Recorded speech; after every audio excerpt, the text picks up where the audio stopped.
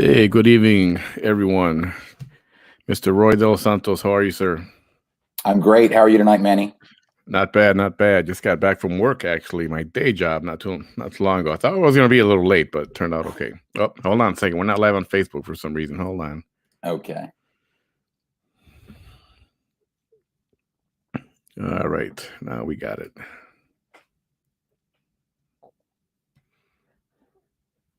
Sorry about that. We'll let everyone filter in for just a minute or so. Sure.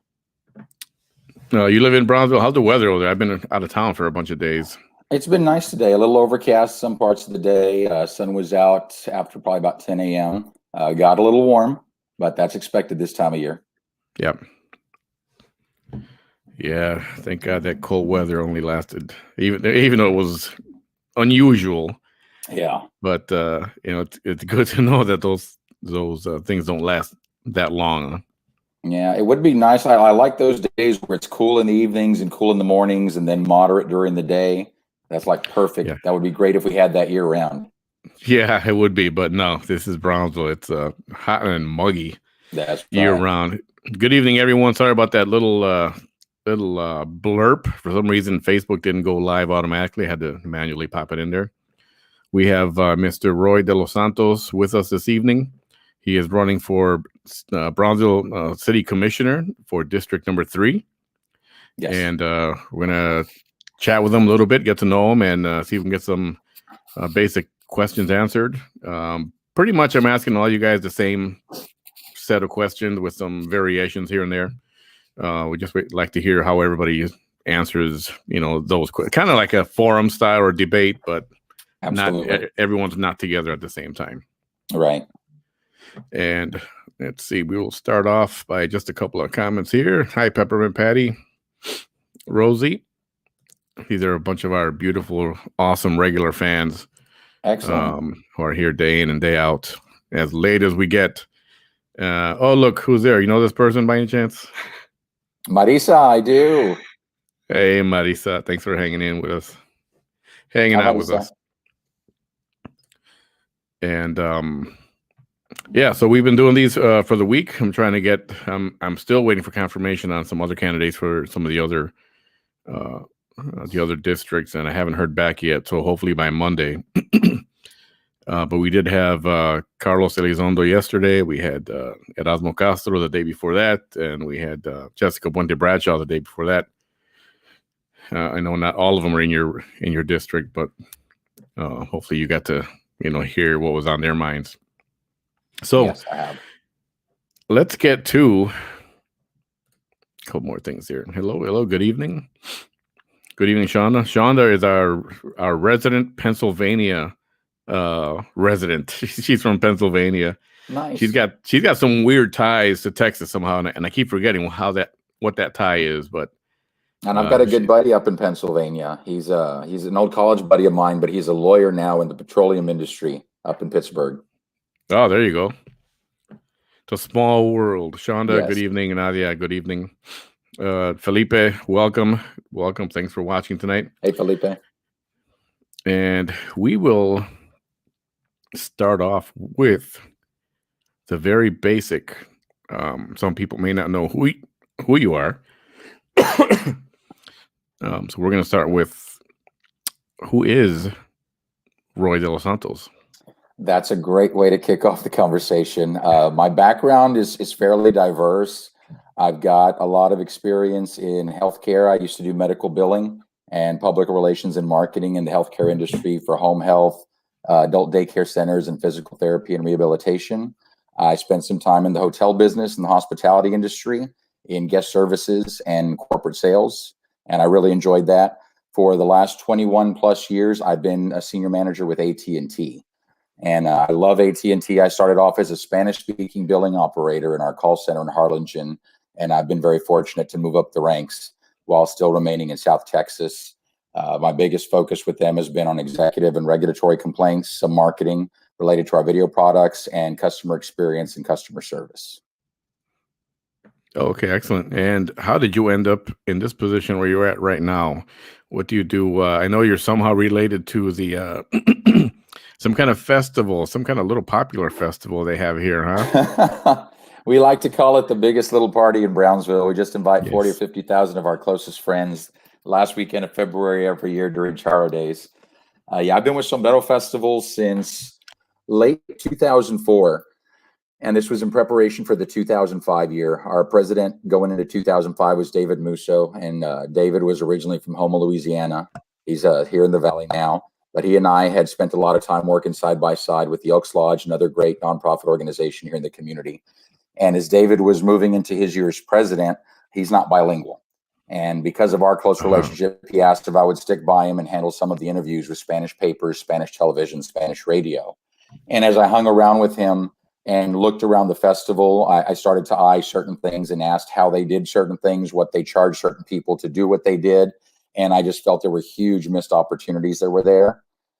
So I went and met with their board of directors, gave them a pitch on what I thought I could bring to the organization. They gave me a free hand to try some new things out. And what you see in these last couple of years is, Maddie, I'm sorry, I've got a blind cat and he's jumping around exploring right now. So I got to keep an eye on him, Maddie. He's all right. So yeah, I was able to do some great things for Sombrero Festival. What you see today is the result of not just my efforts, but it was an incredible team put together by both David Musso and Tommy Bermudez when he was president.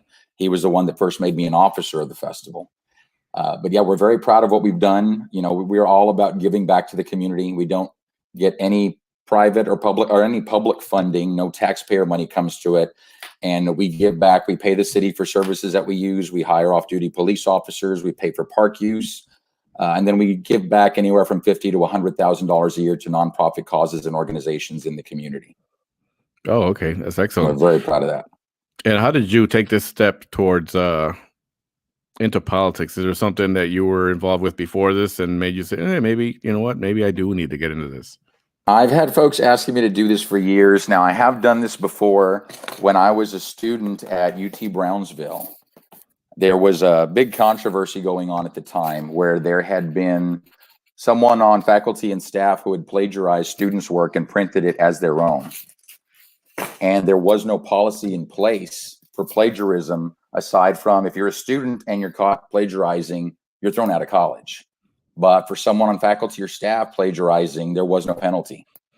And the policy because of the partnership at the time, it seemed like the TSC board was a lot weaker and they were sort of kowtowing to the Board of Regents who didn't put in anything with any type of teeth. Come down. Niño. Sorry, I got to make sure he doesn't fall. They weren't putting in a policy with any kind of teeth, and that didn't meet our satisfaction as students. And I'd been student body president at the college, and I decided that if we were going to be able to make a difference and have our voices heard, I should run for the TSC Board of Trustees. And I did. And as a student, of course, it was almost impossible to break into the establishment and beat their candidate. But we put on a very good showing, and I'd like to think we made a lot of good connections in that race, and our voices started to get heard. That's how my foray into politics began, I would say. For those of you watching, I've got this. Somebody offered me a beer earlier, and I had a beer, and for some reason, it's having this effect on my. I don't know. It's causing me to cough.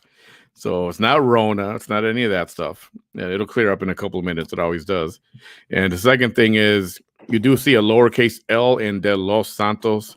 That's by design. That's the way he does it, and that's the way he prefers it. So it's not a capital L. It's supposed to be there, just for those of you grammar Nazis who are, watching this. And that's the same way my mama spells it. There you go. And so we will keep to that tradition. Thank you. Real quick before we get started, everyone, thank you for visiting. If you haven't given my page a like yet, Manny Behind the Mic, give us a like. And we are also on YouTube. You can find us on YouTube at youtube.com/Manny Behind the Mic, or just do a search for Manny Behind the Mic on YouTube and give us a subscribe. And I'd really appreciate it. We do have some gear, shirts, t-shirts and stuff. Don't be a mask hole, Manny Behind the Mic logos. I'm changing companies who does that, so I'll put up a new link in the next couple days or so. But please keep a track on that. That's one way you can help support the show, and I do appreciate it. So, and we do see your comments there. I will see them. I will post them. We won't get to every single one of them. The ones we don't, I'll get later toward the end of the show. But I do see them, and I'm not going to skip them or anything like that. I'm not trying to avoid anything. So, Brownsville City Commission, you're in the third district you're going for, right? District 3, yes. Yep. And same question I've asked anyone else.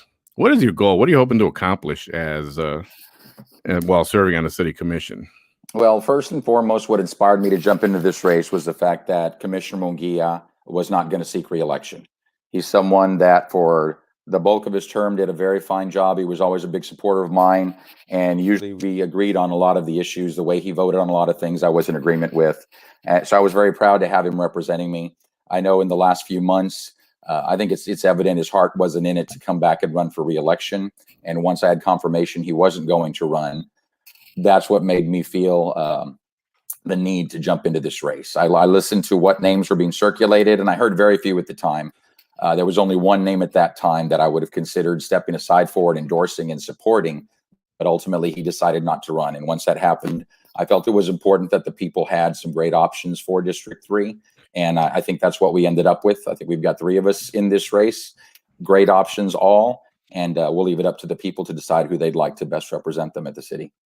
And as far as what I'd like to accomplish, one of the big things that I've seen, because I've served on city boards for so many years, both on South Padre Island and here in Brownsville, there are huge opportunities that have not been capitalized on. And we hear it when people run for office of the things they're going to do and the things they're going to fix. And then a lot of times we don't see anything come to fruition. COVID is important. Streets are important. Bus stops are important for me. The health of our community is very important. But I think one of the areas where I can bring a lot of expertise to is the permitting process. And I've served on the Board of Adjustment for 5 years now. I was on the Building and Standards Commission prior to that, and sometimes concurrently. But in that, we see all the builders that come through and all the contractors, property owners, and consistently, I've heard Brownsville is the hardest city to work with in South Texas. And I've heard several people say, we just won't do business in Brownsville anymore. We'll open up somewhere else. And that's very disappointing to hear. And I think our biggest opportunity there is they're looking at the permitting process from the wrong perspective. You've got the same people who are handling enforcement, handling permitting. And when you're in charge of enforcement, you're supposed to find things that are wrong and say, no, you can't do that, and you've got to stop. But the permitting process needs to be thought about from an economic development perspective, because this is about new businesses opening. This is about creating jobs. That's good for the tax base. That's good for tourism. That's good for the citizens of Brownsville. They need to have that type of a mindset. And if we've got those folks, we need to bring them together on the right team to make that happen. If we don't, then we need to hire folks with that mindset. And they need to have a good captain leading them. But they need to be advocates for everyone who walks through that door, whether you're wanting to build a home or wanting to open a business, whatever it is. The folks in the permitting department need to be advocates for the person seeking that permit and help them navigate the variance process, approval from historical commission, fire, health, anything and everything that they're going to need. There should be an expert side by side with them throughout that project, and it shouldn't take months. And I've been on both sides of it from a Board of Adjustment perspective. I'm also very active with the MIDI Foundation. There's a lot of things we're doing right now in the MIDI Cultural District, and a lot of that requires permits, and we've run into roadblocks, and some of them have caused delays for several months. So I know firsthand. And when a private foundation like ours is spending $2 million to make improvements in the city, and we're encountering these problems, I can only imagine what the small business owner is encountering. And they don't have as much experience and background and know-how, and who can I call? And it gets very frustrating for people. So I know that is a huge opportunity for Brownsville, and it's one that I've got enough insight in, and I know a lot of the players in those departments already, that I have no doubt we can make something happen in a relatively short amount of time. Yeah, that is a problem. I've heard it for years and years and years, and there's a frustration there. We talked about this the last few nights also. And so what we can do with that is go to that particular question is, how can you streamline that process? Is it too much of a problem that everybody's got their hand out? You know, in Spanish, they'll say, you know, they want a mordida. Everybody wants a piece, or everybody's trying to take advantage, so they can insinuate that, well, if you help me out, then I can put something through, that kind of thing. See, and that's part of the problem, is that when the process is taking months, that's what it feels like. It feels like I just haven't found the right person, or I haven't made the right offer, and that's why my permits are not going anywhere. And that's ridiculous. There's no good reason for that. The way you change it is that, yeah, that person, whenever you first come in and apply for that permit, someone needs to be assigned, is whether we call them a caseworker, an agent, whatever it is, but they need to be an advocate from there on. And they're partnered with that application and that property owner or business owner, and anything and everything that needs to happen, they need to be involved in coordinating that. It's not about them saying, no, you can't do this, or this is what you have to do. It's about, how can we make this happen? And them helping set up the appointments with the different departments, help getting in the paperwork for the different permits that might be needed. And a lot of times, especially with the Board of Adjustment process, some property owners don't know, should I be applying for a variance, or should I be fighting to overturn a decision of the official? And it's important they have somebody giving them good advice, because you've got to pay every time you file for something like that. And if what you filed was the wrong thing from the get-go, you've got to refile, and now you're talking about another month or two. Is it realistic? Process. Yeah, I agree. Is it realistic, given the culture that's there? Everybody's looking for a handout. Is it really realistic to say, yeah, I'm going to clean that up, and that's not going to happen anymore? It's absolutely realistic, and here's why I feel it. Here's why I believe it is, and why I know it is. Because we've seen a lot of change in the city over the last couple of years. And I know some people think it's good, some people think it's bad. Like I say, I've seen things from both the inside and the outside. And I can tell you, on the inside, there were a lot of problems that I uncovered when I got involved in the Board of Adjustment. So the changes that have come in the Planning and Zoning Department so far, especially with regard to who the staff is and who's leading that department, those have been very good changes. So I think the opportunity is absolutely there. We're not where we need to be yet, but we've got the team that can make it happen. And I'm not sure that we've got everybody we'll need for the permitting aspect of it. I know there's people that are capable, but again, it's about having folks with the right mindset for that role. Yeah. So we may need to bring some more experts into the fold, but I think between the commission and the city manager's office and the Planning and Zoning Department, the people we have in place today, up to now, I've seen that they are all about great ideas and how do we make Brownsville better. Is that going to require, the opportunity is there. Is that going to require cleaning the slate and starting all over with fresh people? No, not at all.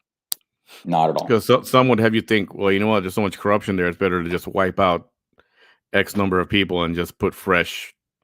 Well, I think that's part of why we've seen so many new faces coming in as department heads over the last couple of years, because of the problems that were weighing on these departments for so long.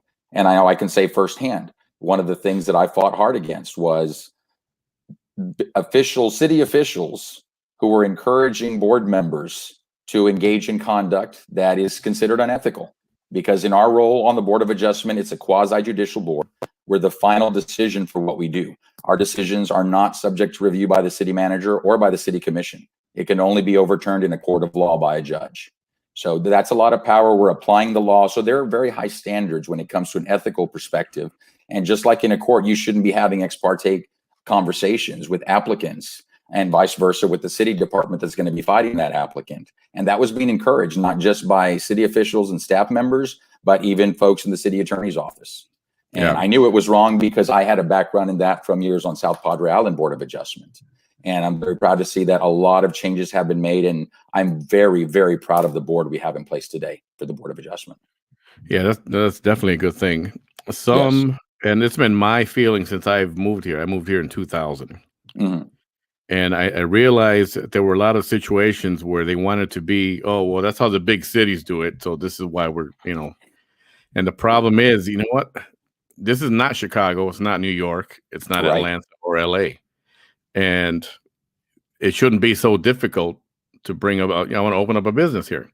Right. It shouldn't be so difficult to get these permits to, build a business or physically a location. Exactly. It shouldn't be difficult for me to put a carport at my house. Right. We shouldn't have to, and I see that they want to think big. Oh, we're a big, like a big city does it this way, so we have to do it that way. But it's hurting everybody. It doesn't work. And I think we have seen that before, where they try and bring in big city ideas, and there's no one size fits all approach. You've got to think about the certain things that are unique about Brownsville, and how do we tailor whatever we're bringing in to fit our needs. So one of the things I was proud to see was the Unified Development Code coming into play, because we know that the codes that had been adopted before were not conducive to encouraging development in certain areas of Brownsville where you've got historical buildings, like downtown, for example. So a new code that takes into consideration certain things that makes it much easier for a property owner to then invest for reasonable costs to start a business and see a profit and get a turnaround on it. That's going to be good for Brownsville in the long run. Have they done enough? Absolutely not. You know, I'm glad that code's finally coming online later this year, but I have not seen any, and I'm not saying there haven't been efforts. I haven't seen any efforts, or I haven't seen enough when it comes to the permitting process and that getting any better. It has not changed from my experience. It's still very bad.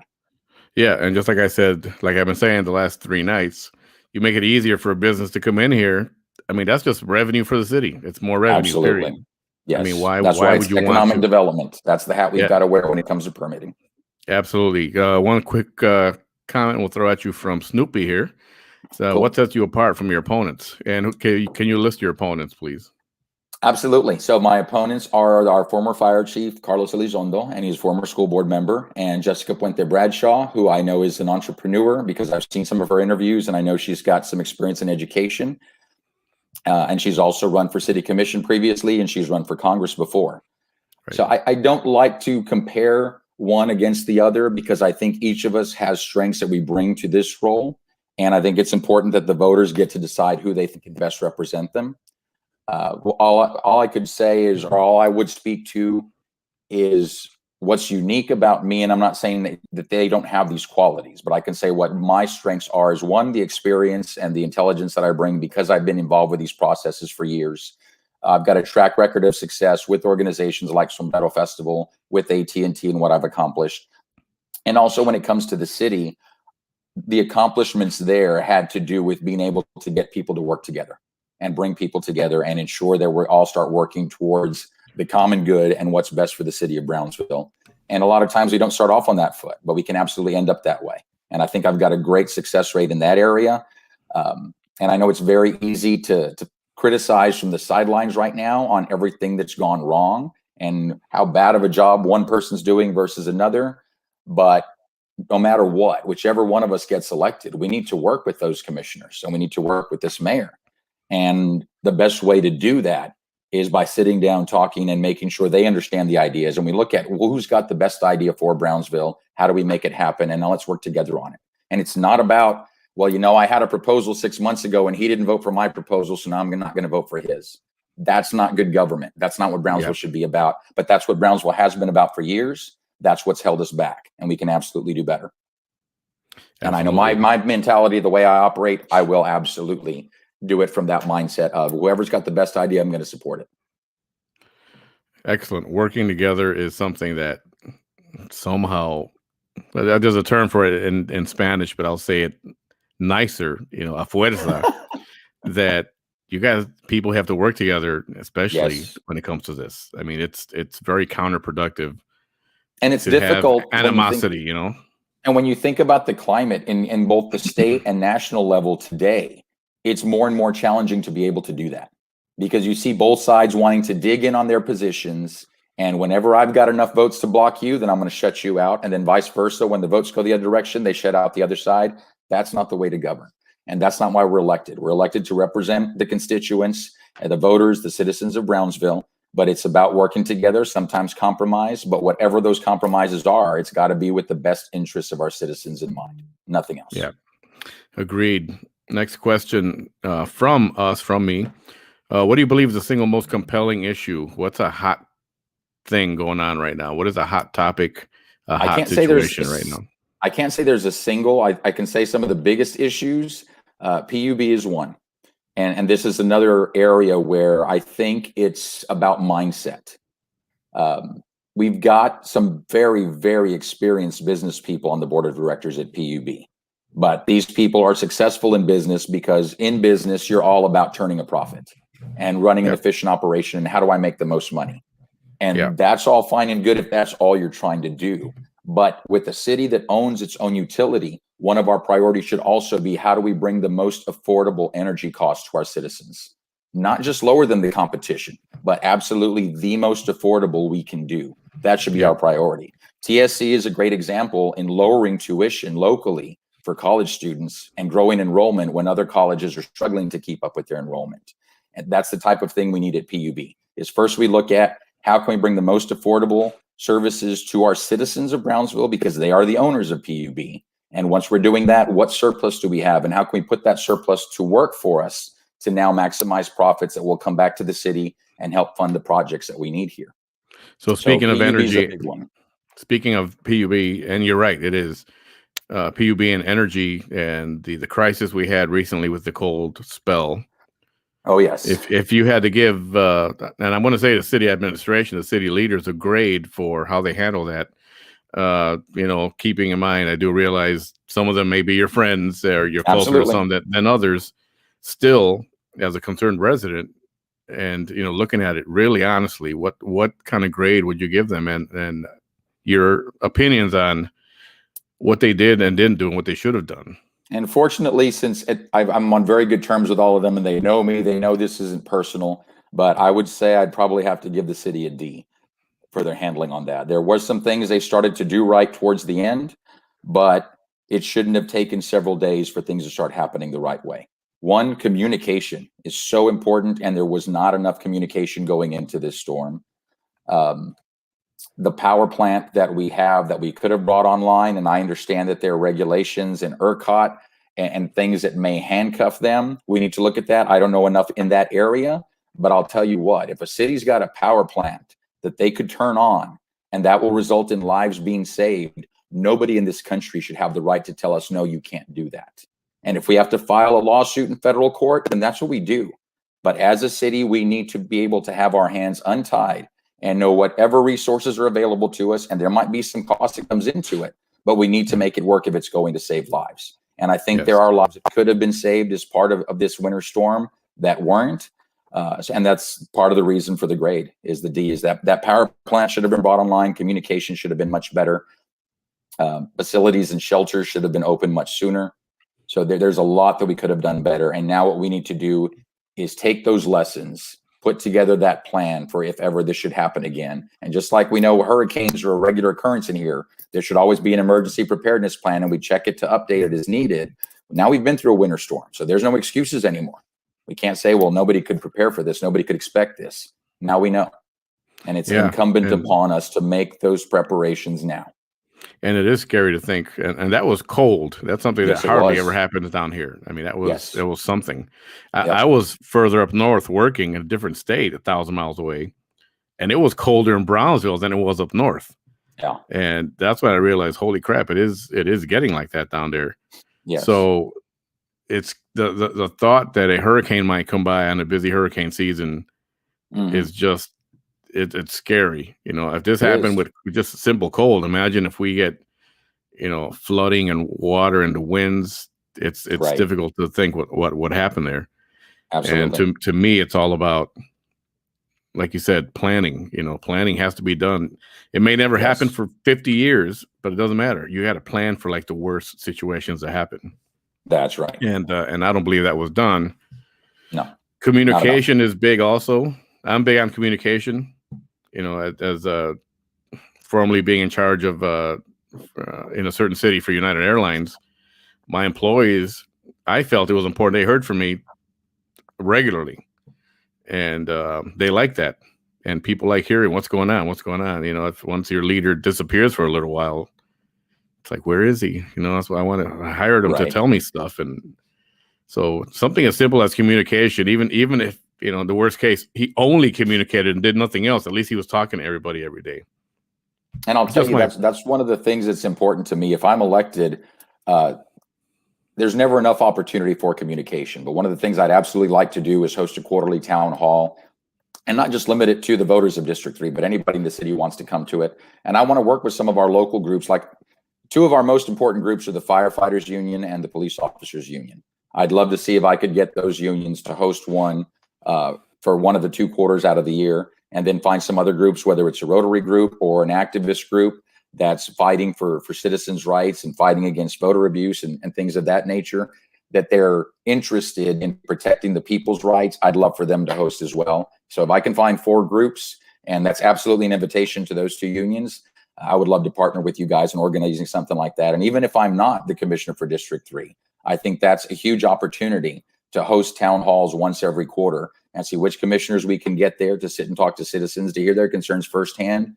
Because I've seen too many things in the past where citizens want to be heard, and you end up in an empty room with a video camera and you're told, well, the commission will watch the videotape later. Yeah. Does that happen? I seriously doubt it. Maybe 1 or 2 commissioners will watch, but people need to be heard sometimes. And that's why we elect these officials. They need to make some time for us. Yeah, this the residents here are very hot on that topic of public comment. Yes. And listening to what they have to say and being responded to. I mean, it's respect.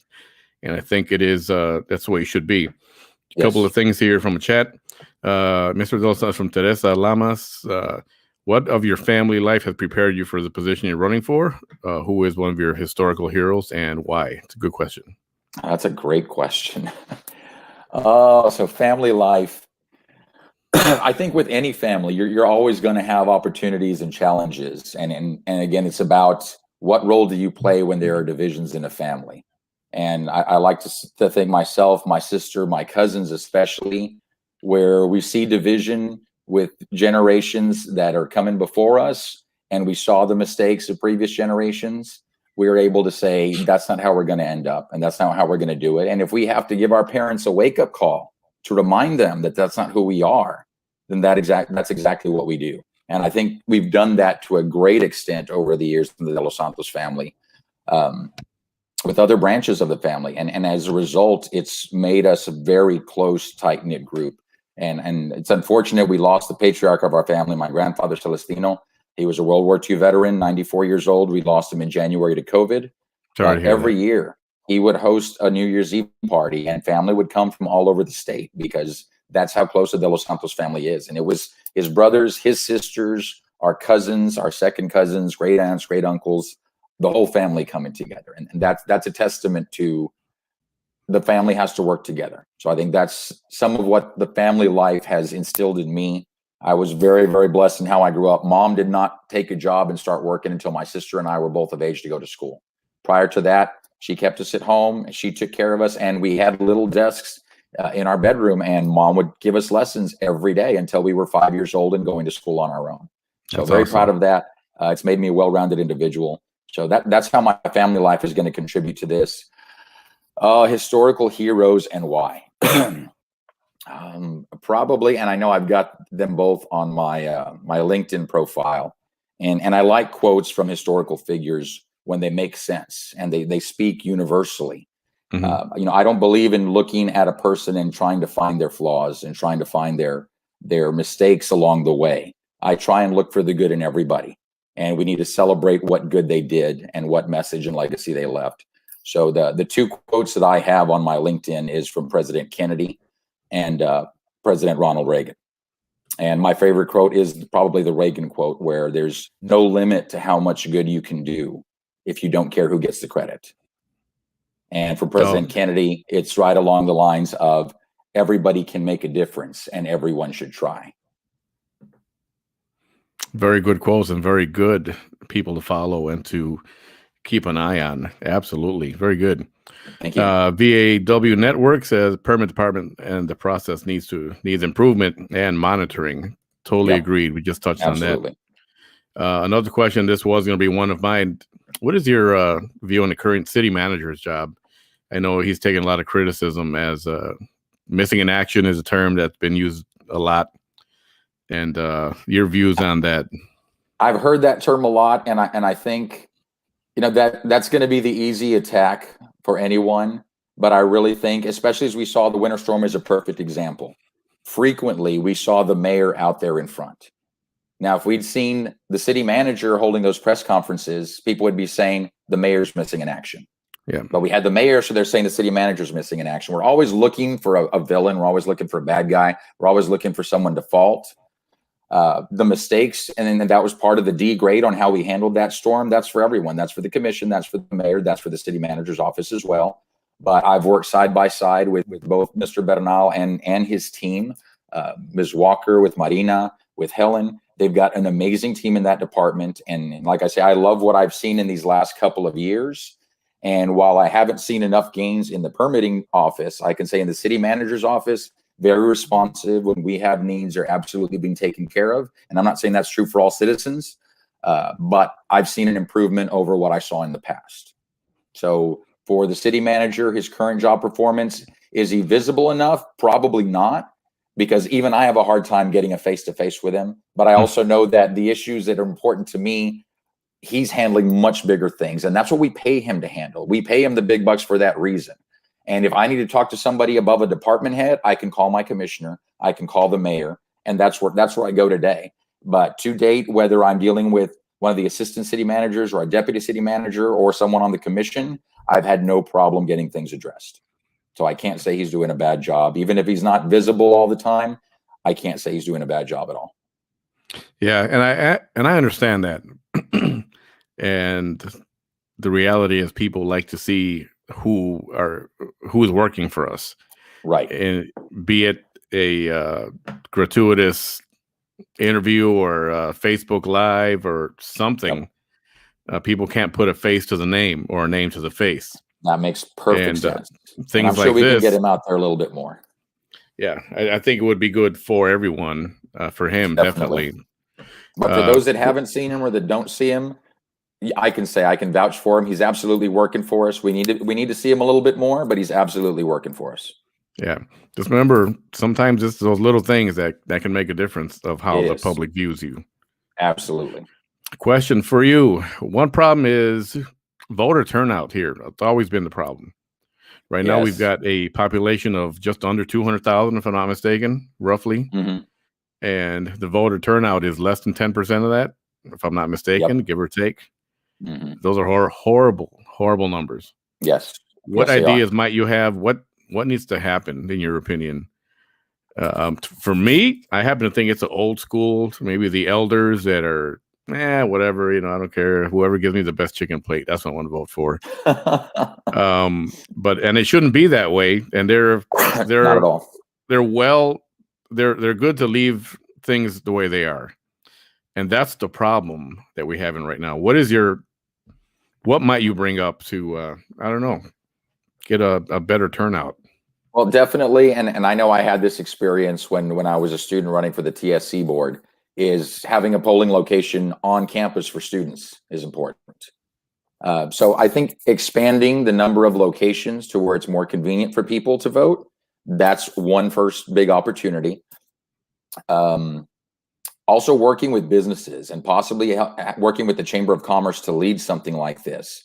But the businesses need to encourage their employees to go vote. And that may be even something like giving them an hour or two off during the workday. And yes, you can say polls are open to 7, and you've got between 5 and 7, go vote. But these people have families at home. They've got kids, they've got things that need to be taken care of. And sometimes it's not a priority for them. It should be, because voting is so important. But the reality of life is that some people have higher priorities, and we have to respect that.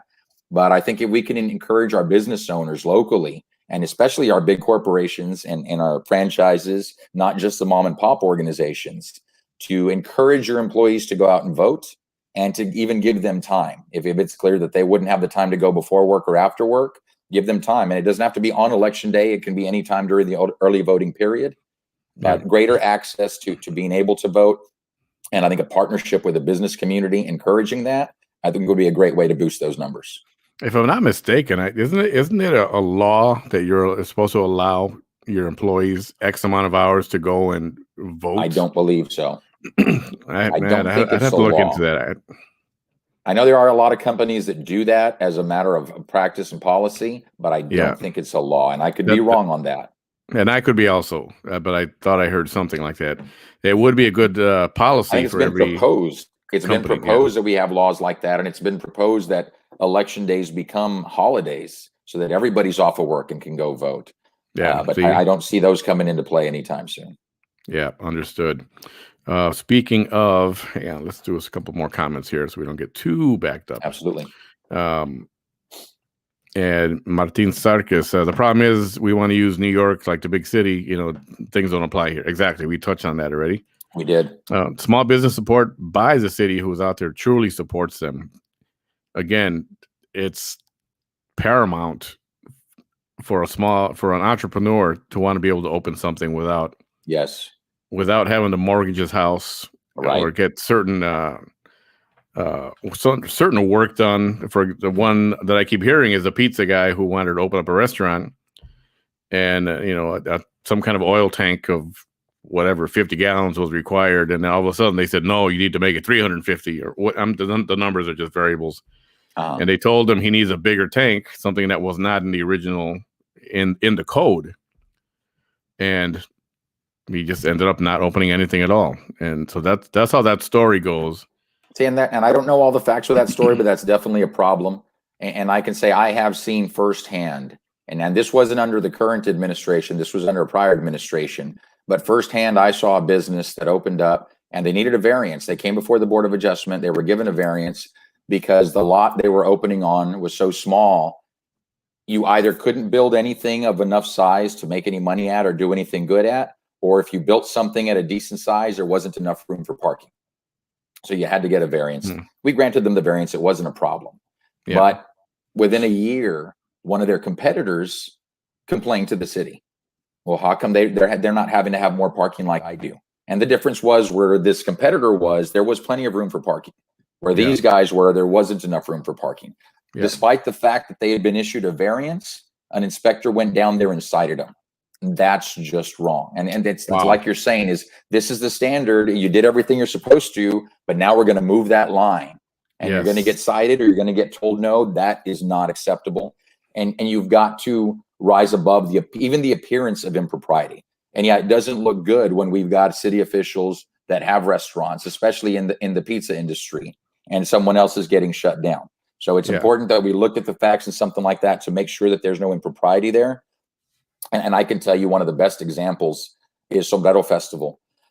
And the chairman for our board of directors, or chairwoman, Olga Gonzalez. And she is one of the finest ladies I've had the pleasure of working side by side with. I'm so proud to be right under her in my role as executive director for the festival. But and everybody knows Sombrero Festival is just a huge opportunity for any of those vendors that are out there. Our board chair, Olga Gonzalez, she has Texas kettle corn. They're out at the farmers market on weekends. They're out at special events. They do a fantastic job. Quality product.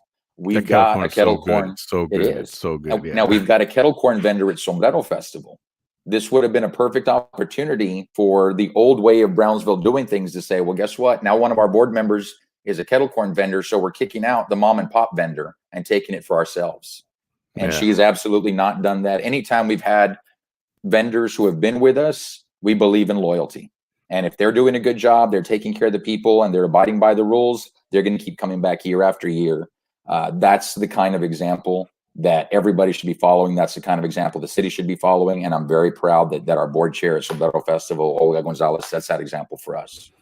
Yeah. One other conspiracy theory out there regarding pizza, the pizza situation was, well, there's already a pizza place downtown and, we don't need any competition for what's down there. And some people think that, and, I would hate to think that's true. But the way this community thinks and the way things have been happening, it's not too far-fetched. We'd hate to think that, but it's not too far-fetched that something like that would be the cause of.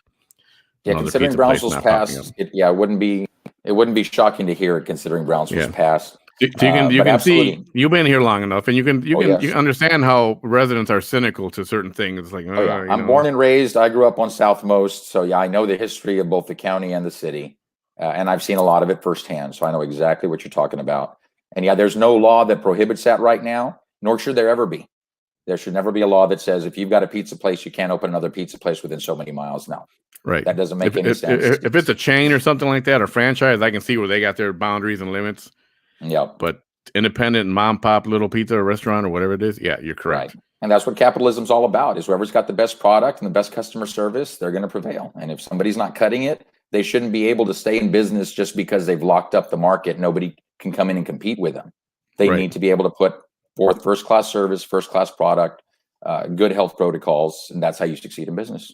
Yeah, give everybody a chance. If your pizza's good, absolutely, you're gonna be there. Yep. Yes. Samuel, why don't they just clean house in the permit department? Easier said than done, I imagine. We just touched on this a little earlier.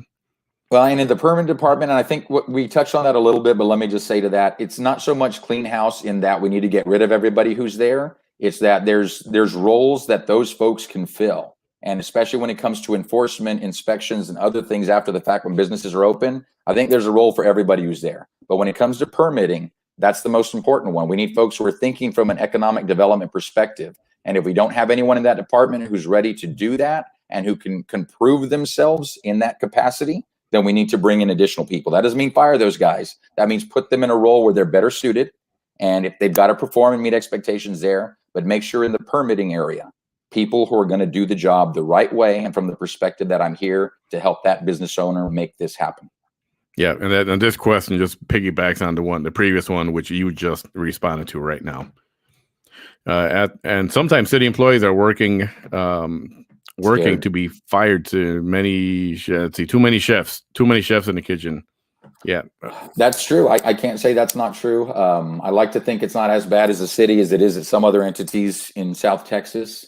But that's never a good thing. And I think there needs to be, if there's not already something in place, an opportunity where an employee, whether it's anonymously or whether it's in person, could file a complaint if there's something they're not comfortable going through their chain of command because it possibly involves their chain of command. Mm-hmm. And let's face it, in Brownsville, we've seen this before, not just at the city, but at several places where you do the right thing and you report that somebody's doing something they shouldn't be up to. And within a few months or a few weeks, you're fired. Yep. That's just wrong. And it can't be the case. City employees, if they feel something's wrong, they need to feel safe and comfortable reporting it. And if we need a special department or special individual who we know is going to protect them and handle those things in a professional way and keep them anonymous, whether it's an audit team, an internal affairs team, whatever it takes, we have to provide that for the employees because they do a hard job. They don't get paid well enough yet. So we need to take care of them to the best of our ability. Agreed. Laura agrees with me. Clean it up. Very proud of the board, but the board is putting lots of obstacles open to business. Yes, we just touched on that quite a bit just a minute ago. Mr. De Los Santos, what about your family life and your upbringing? No, we did that one. Has that prepared you? This or duplicate comment? Yeah, probably more or less a duplicate comment. Not an exact duplicate, but we touched on it. Yeah. Do you know if there's going to be a debate forum between you and the opponents? I am working to put something together. If you're welcome, if you're okay to be part of that, I will let you know when that will happen. Absolutely. And I've heard from at least two others that are working on putting together a forum for the candidates. Excellent. So I'm hoping that comes about. And I'd love to see if we could do one in person in a safe place with proper spacing and then stream it so we don't have to pack the place for the audience to view. But I think for us as candidates, it would be nice to be face-to-face in the same room, auditorium, just gymnasium or something. And then you're going to get the haters out there, which, yes, the social distance haters are going to come out. We will. And you know what's going to happen then. I get that already. Oh, yeah. So do I. I'm totally don't like the mask, but I'll wear it and I'll respect someone else's feelings. And I'll go into a store and I'll wear it. Mm-hmm. I got T-shirts, my gear you can buy that says "Don't be a mask hole." And and it goes both ways. It's not just wear it and or don't shame somebody. That's basically what it is on either side. Just don't just wear it, go into the store, come out, get on with your life, and then take it off and get out. Done. Absolutely. Period. Yes. Who's your favorite historical hero and why? I think we just touched on that a little while ago. Also, Sharky, welcome. Hello, Mary Sharky. Lou. Buenas noches. Oh, I love Mary Lou. Mary Lou has worked at Ivetta High School, and I was part of the first freshman class at Ivetta High School. So we go back over 30 years. Love her to death. That's awesome. Here, we'll do one more of these, and then I got more from my list. Roy, what do you think about the city manager bringing people from other cities to fill top positions instead of promoting from within or, looking inside our own qualifications? So I think part of it, like we talked about, is the problems that have plagued Brownsville for years, for even before this administration. Those people were part of the problem. So even if we get rid of one on top and move somebody up from within those ranks, that's still part of the same system where there were problems. So I think there are people who are very qualified. And when we've got qualified individuals, absolutely, we use internal talent to do that. But it shouldn't just be about, can they do the job? No, it's who is best qualified to do the job. Because if they're doing the best job possible, that's good for the citizens and that's best for the citizens. And I know it's nice to look for within. It's nice to look for within if you got somebody locally and home raised, but that's not always available. It's not always available. And I can say in top positions in departments, I've seen it where the top position person, and this was before a lot of the changeovers were happening, we're encouraging board members to engage in unethical behavior and in processes which would ultimately lead to a citizen's rights being violated and due process being violated. And when that's coming from a department head and when that's coming from an attorney, there's a problem. So sometimes we absolutely need to bring in talent from outside of Brownsville if we cannot find it at home. But it's not just about can they do the job, it's are they best qualified to do the job. We need Agreed. Agreed. And, that qualification deal comment is something I've been saying, to talk about, oh, it's time for a woman president. It's time for a black president. It's like, you know what? I just want somebody that's freaking qualified and got a level head and it's going to get things done. Whether if it's a man or a woman or an alien from outer space, I don't care. As long as somebody gets the crap done. If it's the right woman, if it's the right man, if it's the right alien, yes. Question, District 3. Just a random little question. What do you spend time? What do you like to do out there in your district? Places you like to hang out? Places you like to eat? I love District 3, and I just moved to the new apartments on Paredes, right by the event center and by the Maximus Call Center and IDEA. Oh, yeah. One of the reasons I chose this location when I was looking, I wanted something on the hike and bike trails because I love the accessibility they provide. And there have been times where I've ridden my bike up to Gold's Gym. I've worked out at Gold's for many years, up to Orange Theory Fitness. I love the plazas up there. I was at Caracas last week for dinner. I love Komori. I love Russo's. Crunch Fitness, who is in that area now and is also a corporate sponsor of Sombrero Festival. I want to start patronizing them as well. Love Mi Pueblito. That's been one of my favorites for years. When I started my weight loss journey back in 2018, the first meal I had after leaving my doctor's office was at Mi Pueblito. And it's a meal I'll still go back and have to this day because it works perfectly for me.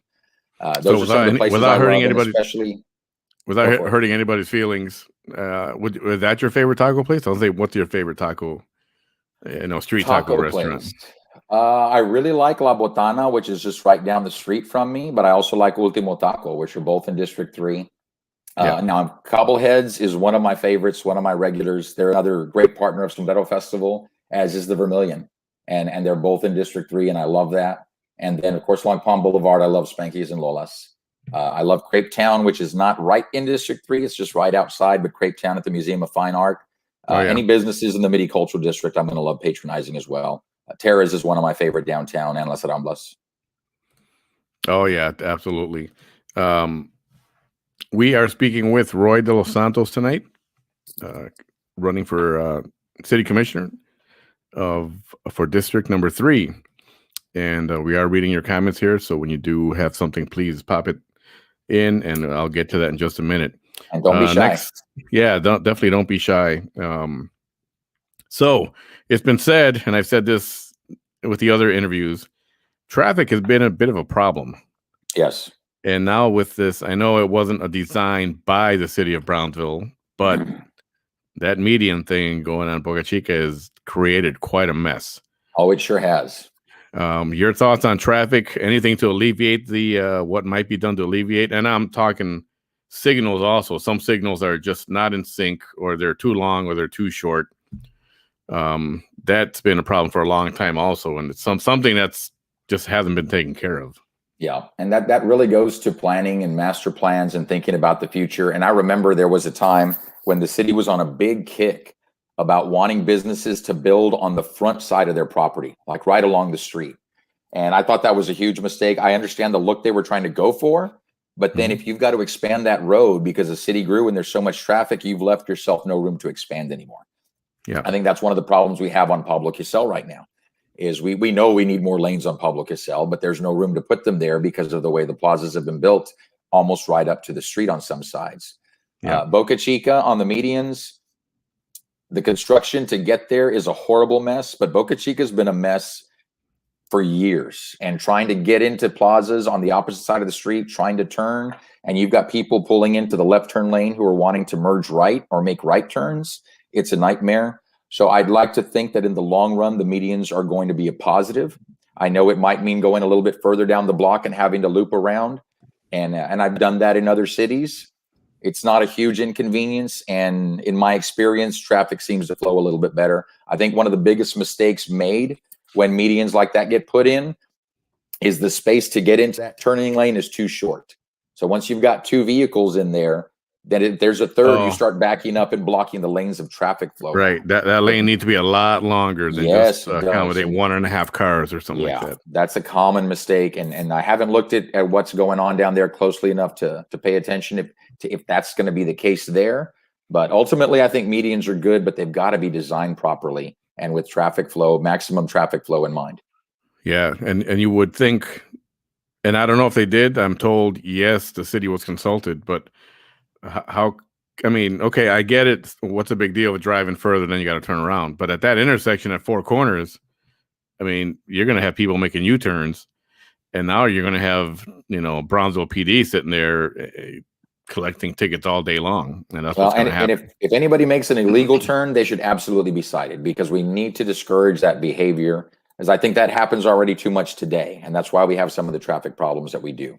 Yes. So everybody's got to understand, you might have to drive down a little further, but that's okay. Do it, because it's better for your safety. It's less likely to cause an accident. It might take you another minute, 2 minutes at the most, but it's worth it in the long run. You guys are going to have to plan your trips to Chick-fil-A, Dairy Queen, and Raising Cane. Now you got to plan it out. How are we going to get there? Which way are we going to go? Now you have to figure that out. Yeah. But it's unfortunate. I'm wondering if those businesses are taking a hit. What kind of a hit? It'd be good to see in a few months. Like right now, I'm sure they're all taking a hit because that construction is just a nightmare. And I guarantee that's folks that are just avoiding Boca Chica because it's a nightmare. But I think once it's opened up, I don't see any reason those businesses shouldn't continue to be able to perform at the level they were or better as the city grows. All right. Now you're in the city commission. You got voted in. Someone says, we're giving you $1 million grant to do whatever you want to do with in the city of Brownsville. What would you do with it?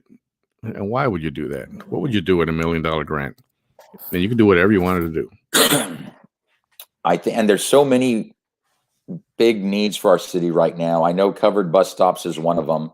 And that's something that I think there's grant money out there for. Street repairs, of course, is important. But I think if we had $1 million and it wasn't earmarked specifically for you've got to do X with it, I think what I'd like to see happen with it, because I think this is where it's needed the most and where we'll have the greatest impact on citizens, is that needs to go into the general fund so that we can reduce the fund transfer from PUB to the city. Because the less money we have to transfer from PUB to the city, the less we have to charge for our rates to our citizens. And a top priority should be bringing down utility rates. Because I look at it from the perspective of, as a citizen, I'm paying property taxes that goes to the city. I'm paying sales taxes that generate for the city. But then I'm also paying PUB, which is resulting in millions of dollars being transferred to the city. So there's citizens who aren't on PUB. They don't have to be on PUB. They're not paying as much as I am, or they're not contributing as much as I am. So why is it that when we own that utility, I'm getting hit 3 times when other people are getting hit twice? So I think PUB, like we talked about earlier, the way to do it, the priority should be the most affordable rates. And that's one of the first simple things we could do, to say we don't need that extra $1 million from PUB this year. Give it to the ratepayers. Bring down their rates by so much per kilowatt hour, because that helps everybody, and most especially the people who suffer financially. I think that goes to their pocketbook directly, and that can have a direct impact. So I think that would be one of the ways I would spend that. Absolutely. Let's go hit a few more comments here. Then we'll keep going. Let's see, where are we? Mr. De Los Santos, a large number of constituents want change. They demand change. They're tired of being failed by the city leaders, as I've discussed with you all night.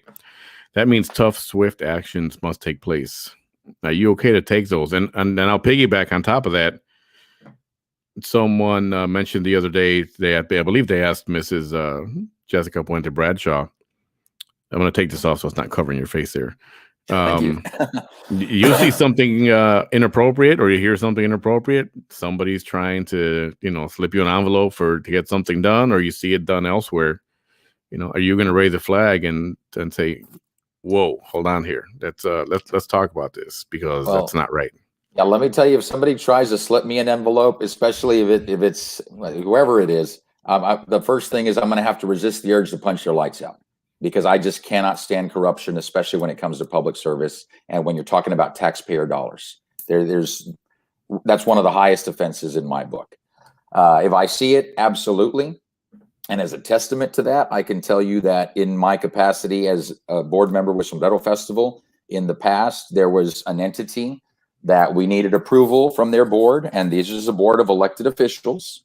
They're elected by the public. They're handling taxpayer dollars, and it was being finagled through their attorney so that their approval that was required was contingent on us providing them thousands of dollars worth of VIP passes to Sombrero Festival for several of the board members and several of the staff members. It went on and on and on. Luckily, I got to the person in charge with that entity, and they put a stop to it right away. But I had all of that in writing, and I followed it up with a complaint with the Justice Department. So I'm like, I'm sorry, this is elected officials, and it's soliciting something of value in return for what they should be doing as a public service. That's illegal in my book. That's soliciting a bribe, and especially when it's something of such a high value. So I've done it in the past. I will continue to do it in the future. I've called out corruption when I've seen it at the City of Brownsville already with the Board of Adjustment, and we've fixed a lot of things there. So absolutely, if I see or hear of it anywhere else, both as a citizen and as a city commissioner, I will be calling it out. Have you gotten flack from that for being, let's just call it a whistleblower, if you will? Yes, absolutely. That definitely turns some people against you, I imagine. It would. And that's one of the things, especially when I take meetings, they say, well, you know, there's somebody who wants a contract with the city, and they want this with the city and that with the city, and they want to sit down with you and they want to donate to your campaign. So not a problem. Let's sit and talk. But one of the first things I tell them is you've got to understand that you should get to know who I am and how I operate. And if my way of doing business, my ethics and my values are what you believe in, then contribute to my campaign. But don't think for 1 second that my decision when I vote is going to take into consideration that you were a donor or not a donor. Cannot happen. It's got to be about who's the lowest bidder, who's providing the best services for the public, because ultimately it affects the taxpayers. And I had someone at one time who had come before the Board of Adjustment. I didn't remember that he'd been a donor of a previous campaign, but through a friend of a friend, I found out later that the guy was pissed because I voted against a variance for him. And I said, I'm sorry, but he didn't have a case. You know, it's very clear under the law. There's got to be a hardship that is being created by you following the same ordinance and law that everybody else has to follow. And if that's not the case, then we can't grant it. And the friend of a friend was like, he told the guy, you should have come to me first, and I would have talked to Roy before your case was heard. I said, no, that's not how we operate. Because even if you would approach me with that, now I have to recuse myself from the case. I won't even hear it. And there have been times where folks have tried to reach out to me innocently on cases. And immediately I tell them I cannot discuss this. I forward it to the city attorney's office. I disclose that I was contacted to the rest of the board members.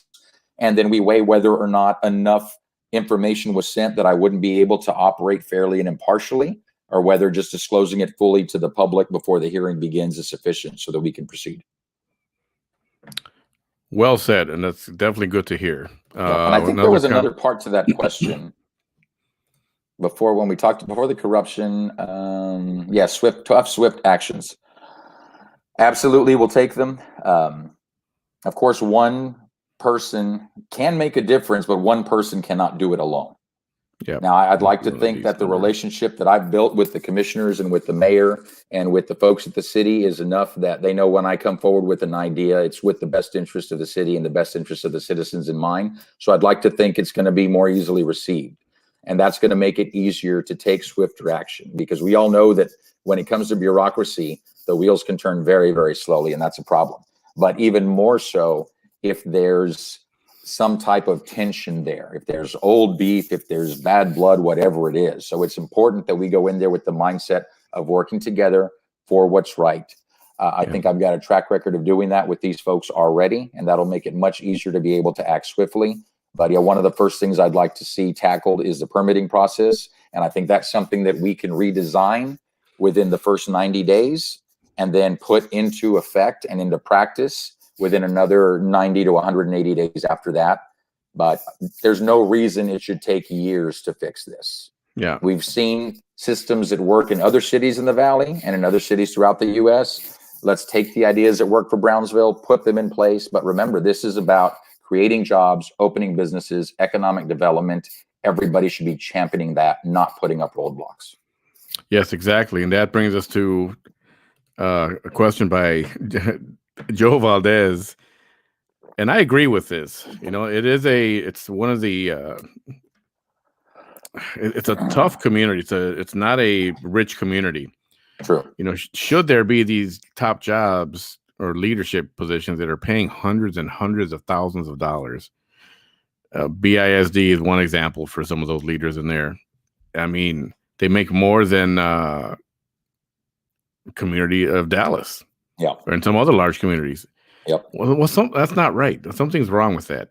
It goes back to mentality, and unfortunately, sometimes with public school systems, and I'm not saying this to the current board, because I think we've seen some good changes on the BISD board within the last year, and I'd like to think we've got one of the best boards we've seen in my lifetime.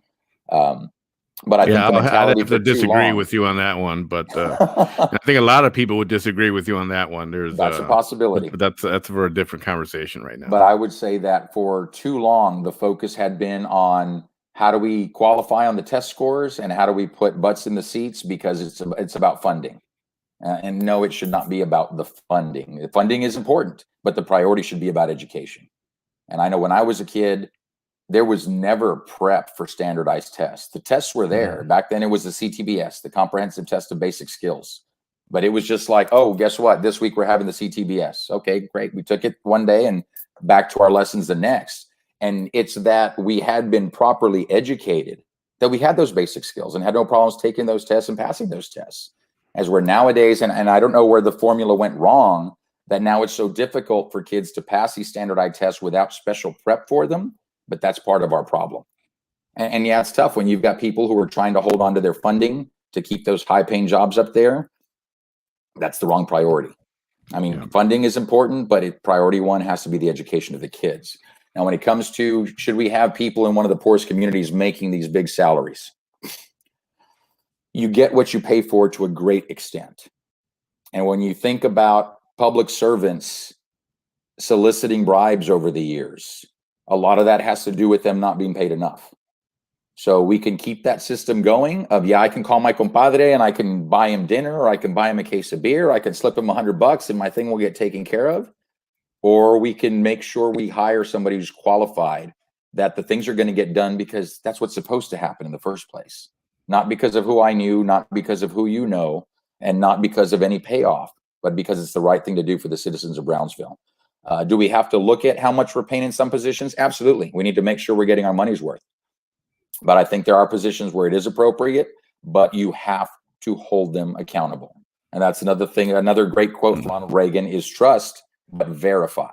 You've got to verify they're doing the job they're being paid to do. And if they're not, then you fire them. And if the job and its responsibilities don't warrant a salary that high, then you adjust it.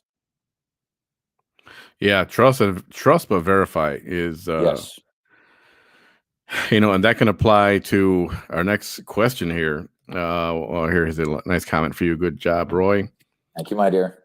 SpaceX, the topic of SpaceX, I think about a lot when you just said trust but verify.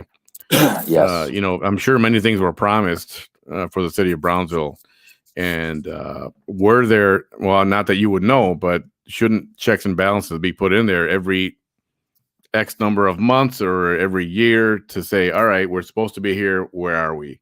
Absolutely. We're supposed to be at this, benchmark. Yep. Are we there yet? And if not, what are we doing to hold them accountable? To hold them accountable. Right. Yeah. So, do you agree that more of that needs to be done? Do you know what's going on with that with SpaceX at all? I don't know enough about the details of SpaceX. I can say overall, I think it's great from an economic development perspective because it's going to attract tourists to the area. It's going to create jobs down here that otherwise would not be in South Texas. And that's going to be great for the education programs that will be focused in these fields of science, math, technology, and having a better education for our children locally, and then retaining that talent here. So from that perspective, I think it's a win. Now, was it executed properly? No, I don't think so. When you hear with this coming in, it's not going to be disruptive to the folks who live out there. And now we see with road closures and people getting bought out and getting threatened with eminent domain, that's a problem. That means there was not enough proper planning done in advance. And the elected officials here need to think about and fight for the citizens first before the big corporation. If we made missteps, then how do we correct them? And does this mean we it was need a new rushed road? through. Something like they rushed it through to It was. make the deal and get a signature. And I know even at the state level, they were pushing it. And I think it's a win for Texas and it's a win for Brownsville. But I think there were missteps along the way, and they need to be corrected. And when we think about what incentives we're offering these companies, I think that's a big mistake when we're giving them all the benefit up front before they've reached the benchmarks. I think we need to say, no, you need to start paying. And once you start reaching benchmarks, then you can see an abatement on your taxes. Or maybe we start with just a 50% abatement and it will go up as you reach benchmarks or outperform, or it will be increased when you don't. But to say somebody's going to get 100% benefit today before the first stake goes in the ground, that's a disservice to the citizens of the county and of the city. Yeah, I mean, when I think SpaceX, that could be huge for this community. I mean, freaking huge. Yes. And a couple of things come to mind there.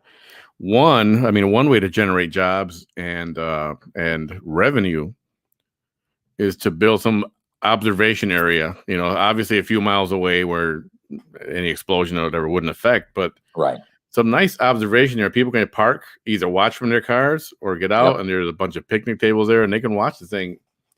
It'd be awesome to have a nice area to go out there and actually watch it out, out in fresh air. Absolutely. In this little shop, in this little area, put a gift shop. You sell rocket toys and, stickers and coloring books and DVDs and, shirts and all that kind of thing. And there's more revenue right there. Absolutely. Why it's not even I don't think that's even something that's even thought about right now. Probably not. And I think one of the opportunities we're going to miss there is that would be something great for the current property owners out there. But again, when you're being faced with eminent domain and either sell or we're going to take your property from you at what they call fair market value, but which we know isn't really a fair market value. That's a shame, because those are the people who should be able to open up a little restaurant, little observation area, a little gift shop, because they've been there forever. And this shouldn't just be about a huge inconvenience to them. And they were told it wouldn't be a huge inconvenience to them. So we need to deliver on some of those promises that were made. And it doesn't cost anybody anything to deliver on our promises. It doesn't. We need to go back to that and look at it. And then the other part of that was SpaceX is here trying to get jobs, trying to get people that are in the area, from the area, to get those jobs. Now, if we can't do that, knock on a door to, UTB or right now, the universities down here and STC, everybody, and say, let's do something where we can train people so that we can keep them here. And once they're trained and they graduate, guess what? They go right to SpaceX and they can get an $80,000 job just like that. That's right. Absolutely. Wouldn't something like that make sense to do? And if that hasn't been thought of, again, planning is my thing. I'm always thinking ahead. It is. And that's it's a great model to aspire to. And I've seen some models like that today. A good friend of mine, Rita Hernandez, she's with the Cameron County Education Initiative.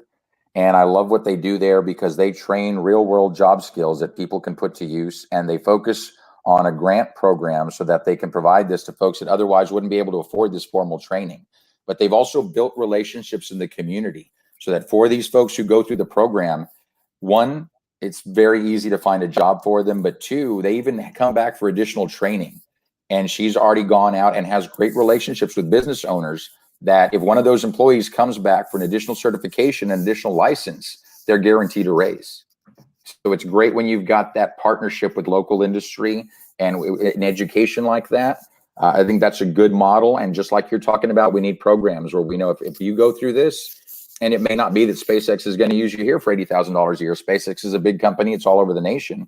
But there should be opportunities here. And there should be opportunities for everyone with companies like SpaceX if you're growing up in Brownsville and getting educated in Brownsville. Something a little more national, but just touch on it. We don't need to spend a whole lot of time on this. Everyone has their opinion. Well, how do you feel about what's going on here on the border? I mean, personally, I do see this as a crisis. I mean, you have people just marching over here again in record numbers. And they of course they're being lied to before they even get started. Just your take on it. Do you see this as a crisis? Well, and crisis has a very specific connotation, and it's hard to judge. And I don't think that everybody would have the same perception, because it also has to do with where you live in the city. I think there are people who live in certain parts of the city that you probably never notice an impact from this. But then you've got folks who live in other areas of the city that see the maximum impact that it's having. To say that there's nothing wrong or that there's no crisis, I don't agree with that. Now, is it a crisis? You know, to what level does it rise that it's a crisis? I don't know enough about it yet. But if one person crosses that border who's got COVID or something else that's a communicable disease, that's a problem. Yeah. If we're not able to track them after we let them in, that's a problem. So I think there needs to be better testing before they're ever allowed in the country. There needs to be a better tracking program for how they're held accountable to come back to report for court dates or whatever it might be before they get permits or citizenship or anything else. Not just turn loose and you wander throughout the country and then we never see you again. And this should be the land of opportunity. This is the land of opportunity, but opportunity doesn't come free. There's a price for it. And like they say, freedom is not free. Our veterans have paid for it with their blood, with their lives. I've got family members in the service. Everything comes with a price. So the same thing for those people that want part of the American dream, there's a process you've got to follow and you've got to pay your dues. Yeah, exactly. Freedom is not free. That's exactly right. And I'm all for immigration. Yes. I don't care what country they're coming from. And it's not just Mexico. They're coming from everywhere in the world. Right.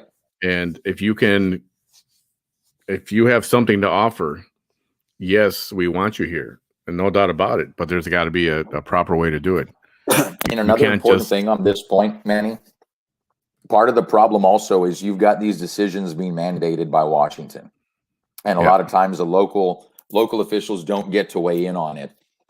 Yes. Part of the problem, though, in that whole process, and I saw this firsthand, is a lot of times we want to put our best foot forward. We want to make it look like this is a great place. Everybody should come and visit. We have no problems here. Well, if that's the facade we're putting up, then we can't go back and say we've got a problem. So we can't do that. And I saw this when I was on the board of directors of the Chamber of Commerce. This is when the violence was really taking an uptick in Mexico. Senator John Cornyn came down and he met with us. And as I sat and listened, everybody was making it sound like everything's hunky-dory. Tourism's great. People should come and visit the border, come and visit Brownsville, come over to Matamoros. I haven't been over since 2009 and I love Mexico. But I stood up and I'm like, I'm sorry, but how is this senator going to go back and say we have a problem down there and we need to address it and they need federal funding, federal assistance, whatever it is, if we're not telling him the truth? And I had a fellow board member who's a still very dear friend at this time from her first marriage. They had property in Mexico. The property had been taken by the cartels and they were told, do not come back. And if you want the servants who were taking care of the property for you, if you want to see them alive again, you've got to send $5,000 or they will be killed. And I absolutely told that story to the senator because he needed to know what was going on. We cannot sugarcoat anything down here. We can't say, especially on national news, we can't go up there and say, it's not a problem. We're taking it in stride. It's no big deal. No, we need to absolutely tell the truth because ultimately it's the citizens and the taxpayers who pay the price for whatever that burden is on the local community. So that's why I find it transparent about it. I find it insulting. Now, yes, there are different degrees of crisis, but it's a crisis. And for them to deny that, it's ridiculous. Yeah. So the question of tough decisions has come up before.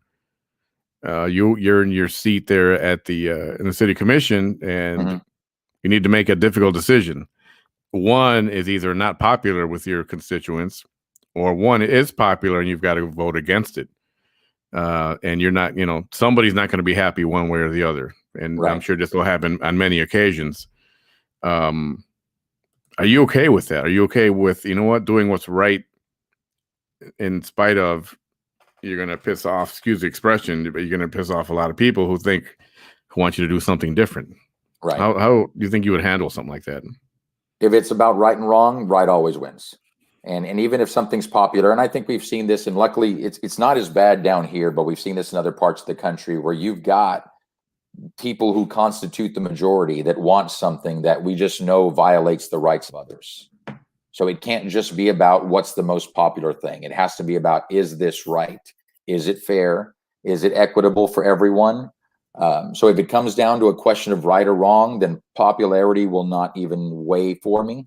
If it's not about right or wrong, it's just about we've got a few options. Yeah, All of or them have their convenience or benefit. something like that. You Yeah, know, if more all the convenient. options have a benefit somewhat for Brownsville, then let's look at what do the people want? What's the most popular? And that's okay. There's nothing wrong with foregoing a little bit better benefit if this is what the majority wants. But if it's about right and wrong, we've got to do what's right always. Very well said. I'm going to move along to another couple of things we have here. We want to wrap up pretty soon. We don't want to keep you too far over.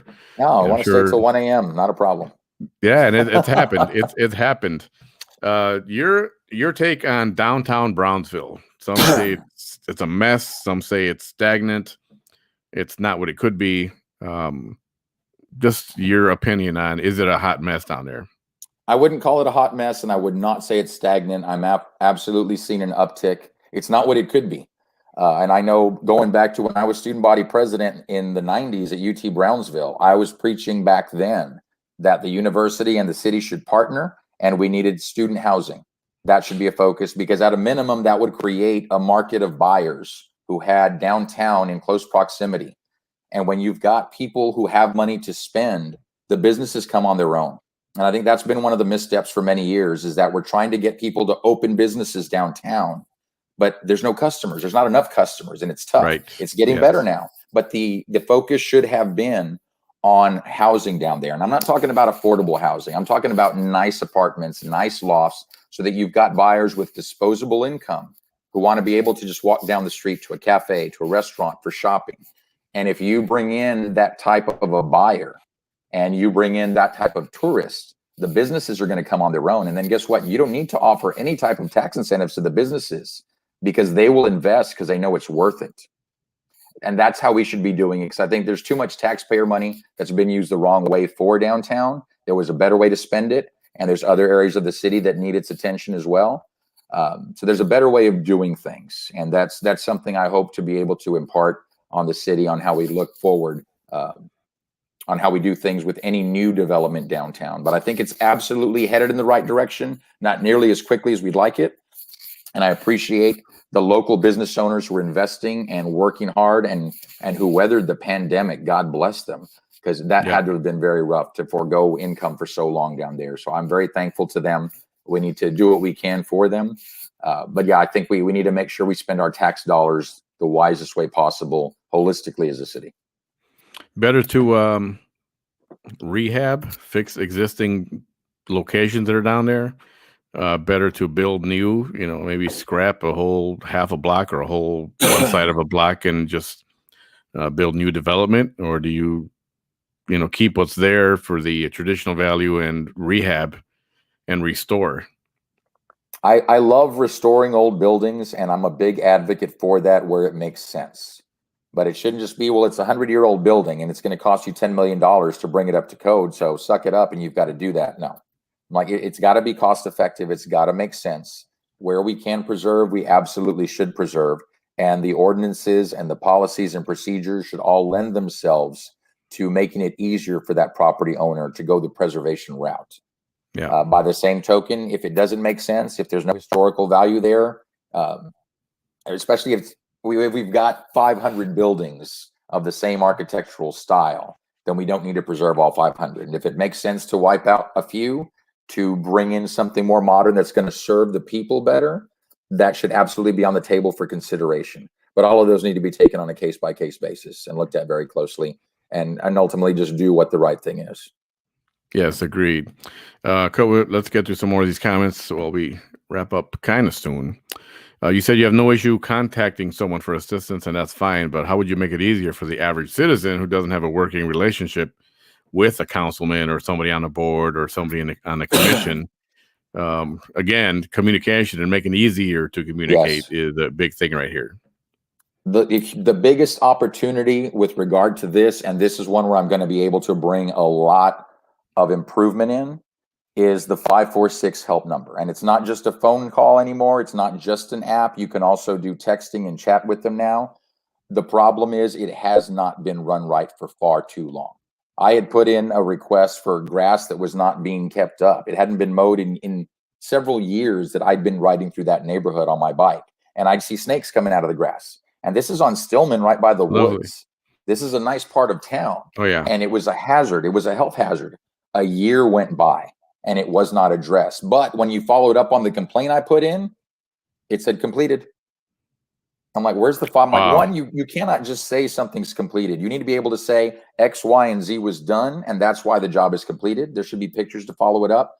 But with AT&T, because I've been in the call centers, and especially because I've worked with the Office of the President for years, and even did a short stint with the Office of the President during one of the work stoppages, I know what it's like to have those complaints come in and how they should be logged and how they should be followed up on, and when it's appropriate to close it out. And it's not just, well, I transferred it to that department, they're going to handle it, now I'm closing it. No, it's whoever it takes that in needs to make sure once that department has done their job and can prove that the job is done, now we can close that ticket out. And then we look at how long are those tickets staying open for, and there have to be standards that they have to meet.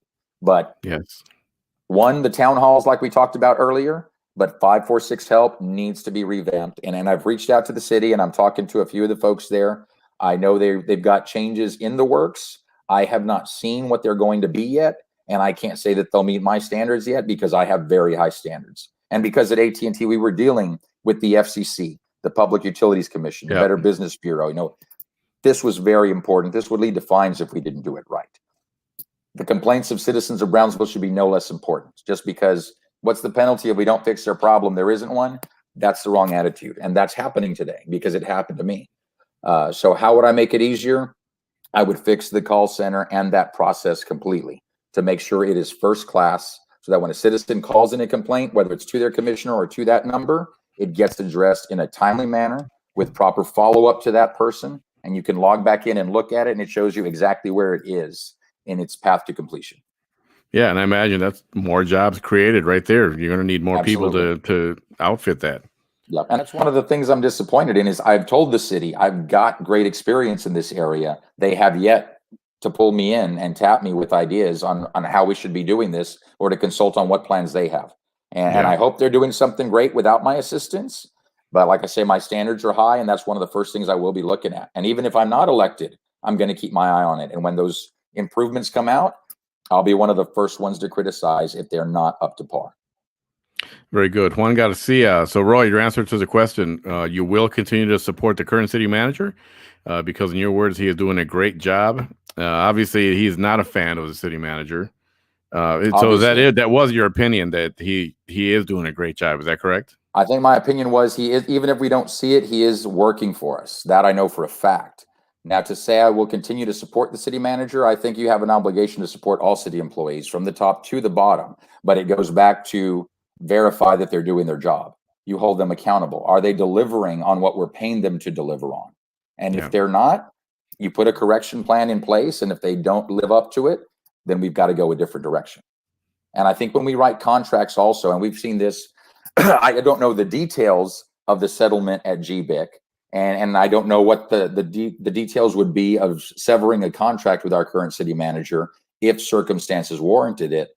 But I think there needs to be more effort put into the contract up front, so that there's not this obligation. If things are not going the right way, it shouldn't be that we're on the hook for $500,000 or $1 million when someone's not delivering on the promises they made to us. There needs to be better accountability, and luckily I'm really strong when it comes to contracts. I think we spend way too much money hiring experts outside of Brownsville to negotiate with our unions and write these things. I know there is enough talent in Brownsville to be able to do these things the right way and have it be win-win for everybody. So the city manager, I will continue to work with them, and I will continue to look at everything they're doing and hold them accountable if they're not delivering. In a nutshell, this has been spoken of already. Generally speaking, people want to know where District 3 is at and our boundaries. I know it's not a square. It's not a clearly defined area. Now, District 3 geographically is the largest, and it goes everywhere from Palm Boulevard and Ringgold and 7th Street and all along the expressway on Ringgold, all the way up past Rancho Viejo along I-69. And then it even hooks around out to the Bahia Grande. And there's a couple of little trails that go up through Los Fresnos also. I don't understand what that's about. When we talk about gerrymandering, you look at the map of District 3, that looks like gerrymandering. It's crazy. And I think it has more to do with how the cities annex certain lands, and I know there are laws that come into play there. So it's a very diverse area that you're looking at, from Old Brownsville and Rio Viejo to areas like the Woods and Villa Los Pinos that are newer. Yeah. And you've got old areas like VICC also. So the needs are going to be different in different parts of the city. There's no one thing that I would say the entire district needs at this time. I think one of the best things that, like we've talked about, and it's not just for District 3, it's for every district, it's utility rates. Affordable utility rates for everyone is one of our top priorities. Traffic flow and good streets, because good infrastructure is needed for industry. When we're bringing businesses down here, they want to see that their employees commuting to and from work is going to be easy to do. If our streets are a mess, it's not going to be as attractive for them to come to Brownsville. Got a fan there. You go, Roy. I do. Albert and I work together on the LGBTQ task force for the city of Brownsville. He's a very dear friend, and he's a great coworker on that task force. And Mr. Garcia, again, Roy, I'm confused. You first say that there's a huge problem in the permitting department, but on the other hand, you gave a praise to the city manager who is in charge of departments. Are you really suggesting? Okay, we just covered that just now. He said, you're talking about the 7th Park Coffee Shop earlier. Did you mention that? Is that what you were mentioning? I did not mention 7th and Park earlier there. I don't think so. But no, 7th and Park is the place I patronize. They're in the Midi Cultural District. They're not in District 3. We have a comment here. So it's black your face there. Let's read this real quick. Texas election code mandates that an employee must be given paid time off to vote if the polls close on election day within 2 consecutive hours outside the voters' working hours. For example, if the employee's workday is scheduled to end at 5:30 on election day, and if the polls close at 7, then the employee is entitled to leave work at 5 p.m. and go vote to receive 30 minutes of paid leave. Well, I'm glad that was cleared up. But again, that's still getting off at 5 o'clock. And like we talked about, people have other obligations. To me, that's only giving them 30 minutes. Is that a reasonable amount of time? I know it's 2 hours in the big picture, but no, I think we need to encourage, we need to be better than the law. The law is the minimum. We've got to meet this standard. Brownsville needs to be better. And so we need to say, no, we need to work with our businesses and say, we're going to give you an hour or 2 hours, even if that's from 10 a.m. to noon or from 1 p.m. to 3, whatever we want it to be, whatever's going to work for the business and for the employee. But saying you're going to get 30 minutes paid time off, is that really encouraging somebody to go vote? Yeah, somebody could just take off. Yeah, I'm going to go vote, and then I'm going home. I'm done. And I know you can follow up to see if they voted or not. Right. Or they could have already voted and you don't even know it. And one more from Mr. Juan Garcia. So, Royce, are you saying we have no local talent? So the city manager had to look outside because we have weak employees working for the city? I don't believe that's what he's saying. That's not what I said at all. I said there's a lot of talent and we need to look at it. I said, but it's not just about can they do the job. It's can they do the best job possible? Because that's what the citizens deserve, especially when we're paying 6 figures. It's not just about who in Brownsville can we give that job to, and he'll toe the line. He'll meet the minimum standards. Now, if we're going to pay 6 figures to somebody, we need to see a stellar performance. And there are people in Brownsville that could deliver on that.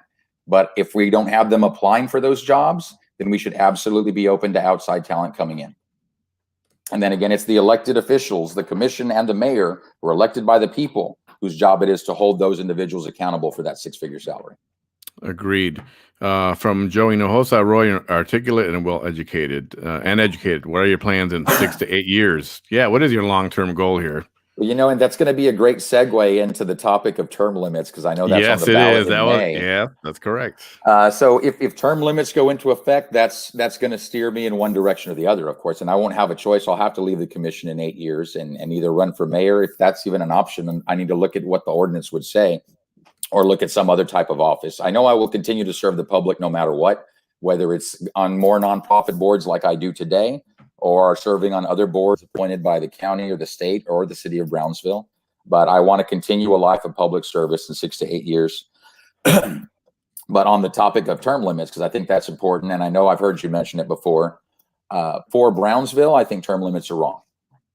I think term limits are appropriate in certain circumstances, and I think Washington is a perfect case for term limits.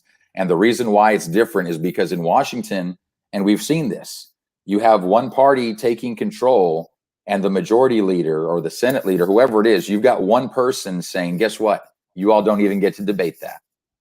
The representatives elected by the people don't even get to discuss something because of one man. That's not democracy. That's not fair. And there's too much power concentrated in too few individuals in Washington. And that's why term limits are appropriate in Washington. In Brownsville, everybody on that commission is one vote. The mayor facilitates the meeting, and he may be the front man at the press conferences, but he has one vote just like everybody else. And we've seen how the commissioners can lobby together. And if the mayor's going in the wrong direction, the rest of the commissioners can outvote him and get the right thing done. Ultimately, I think you leave it up to the voters. Is that commissioner doing a good job or a bad job? If they're doing a bad job, get them the hell out in 4 years or less. You can have a recall election. But if for 8 years they've had a stellar performance and they're delivering for the city, why should we have to give them up? It should be up to the people. And I know there's been arguments about, well, once you're the incumbent, you have a lot more power and you're favored. But we've seen races, and District 2 is a great example, where in the last race, you had a former school board president, a former mayor, and our current commissioner. And without a runoff, that commissioner was reelected by the people. Overwhelming turnout. And so that's fantastic. And that tells you right there, this is the person that people want representing them. Why are we going to put up roadblocks to that? And I'll say also, the city has made this mistake before, where they want to get rid of one individual. And so they go after a policy in place to put in place. It's going to affect several, and it backfires on them. It's horrible. And here's another example of where I've gone toe to toe with the city before. A couple of years ago, when they put in the rule that you couldn't serve on more than 2 boards, and anybody that was on 2 boards was going to get thrown off. They either had to volunteer for which board they were stepping down from, or they were getting thrown off by the commission. I was one of the few people, if not the only person, who actually survived that. And to this day, people ask, how did you survive that when everybody else got thrown off boards? Because I know our mayor was thrown off a board. Commissioner Golonsky was thrown off a board. I know a good friend of mine, Dylan Vanderford, was thrown off a board because they served on 2 boards at the time. I didn't have to step down from any boards. And that's because despite the fact that there were 3 lawyers in the commission and a lawyer advising them, I knew the law better than they did. And I put that to use. I put that to my advantage, and I made sure that they weren't, and basically they would have been violating the rights of the board members, because on the quasi-judicial board, statute's very clear. Once you appoint them, they can only be removed for cause, and they're entitled to a public hearing. You can't just say, well, no, we don't want to do 2 boards anymore, you're off. That's not cause. Yeah, correct. If they're doing something inappropriate, if they're breaking the law, that's cause. If they're not showing up to meetings, that's cause. But it can't be that arbitrary with boards that important. This was one I was going to bring up earlier. Didn't get to it, but since the comment is there, Tanasca, $100 million that kind of went to someone or somewhere. Are you a fan of asking for refunds, credits? What's your take on this? Audit. It's been said to give residents refunds, get this money back to them. We absolutely need an audit, because we need to know where that money is or where it went. Then depending on where it is, if it's still being held somewhere, then we need to look at, are there needs that need to be addressed today? And thinking about it from the perspective of the winter storm. Are there things we need to do to improve the grid so that we save lives in the future? And if there are not urgent needs, or if they're not needs so urgent that it takes up the whole $100 million, then absolutely we need to look at how we use that to bring down the rates, because that should be our top priority, is affordable utilities to all of our citizens, because they are the owners of the utility. So yeah, I would absolutely ask for an audit. I would expect changes to be made, and I don't know what the word is for getting it back to the citizens, but the citizens need to be made whole. They paid into it for too long and saw no return on their investment. They need to see some type of return now, whether that's in their monthly bill, whether that's in a refund check, or whether that's in delivering on the promises we make to our citizens. And this is an important one also, Manny, because PUB is a monster in itself.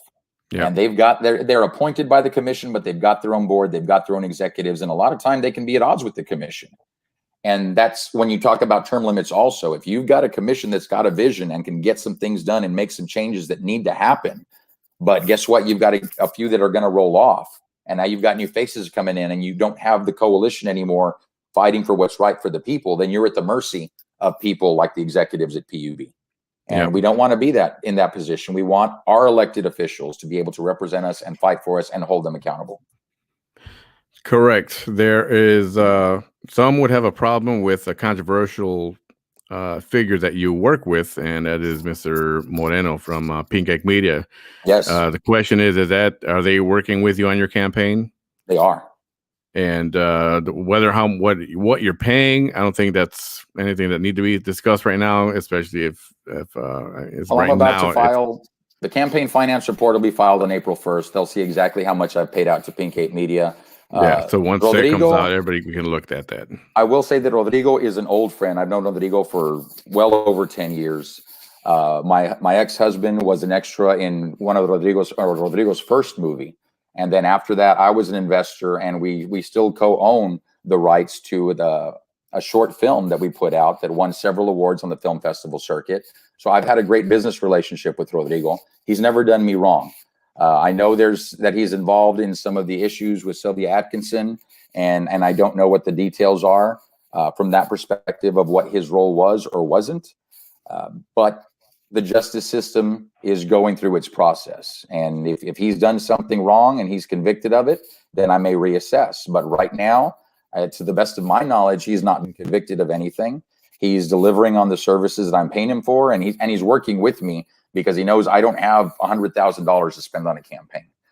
So he's working with me. He's being very good to me. And it has been speculated. It has been speculated that you would be spending that kind of money. And made available to you, for this campaign. No, definitely not going to happen. It won't be anywhere near 6 figures. It'll definitely be less than 50,000, hopefully under 40,000. We'll see where it all ends up. And a big part of it's going to depend on the donations that come in. If we can raise the money, then we'll absolutely put it to use the right way. But you've got to be responsible with it also. I'm not going to spend $50,000 for a seat that pays $10 a meeting. That doesn't make sense. But yeah, work with Rodrigo. We've got folks who've been arrested before, but we've got to remember everyone is innocent until proven guilty.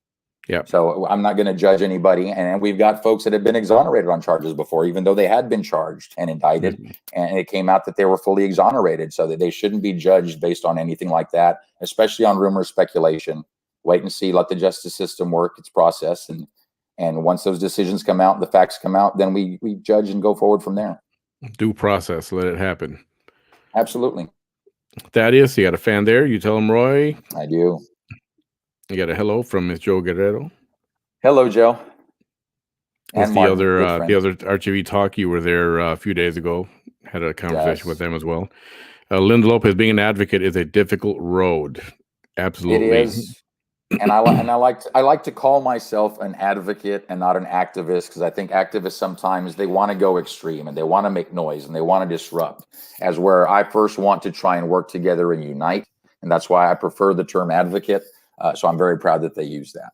But yeah, it's a difficult road sometimes.